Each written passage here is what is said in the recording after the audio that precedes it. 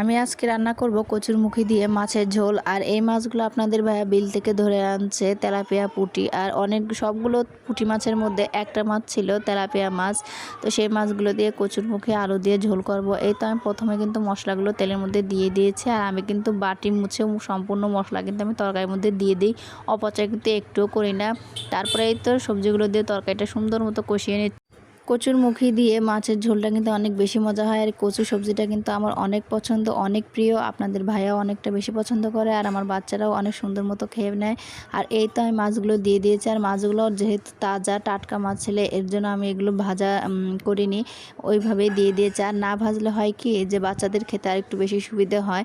তো এই তো আমার রান্না শেষের দিকে কিন্তু আমি ভাজা জিরার গুঁড়া দিয়ে দিই। আমি প্রত্যেকটা তরকারিতে কিন্তু এরকম করেই দিই যে ভাজা জিরার গুঁড়াটা রান্না শেষের দিকে দিয়ে দিই। তো এই তো আজকে রান্নাটা আমার কমপ্লিট। তো রান্নাটা কেমন হলো অবশ্যই কমেন্ট করে বলবা। তো আজ এই পর্যন্তই। ভালো থাকবে, সুস্থ থাকবে। আল্লাহ হাফেজ।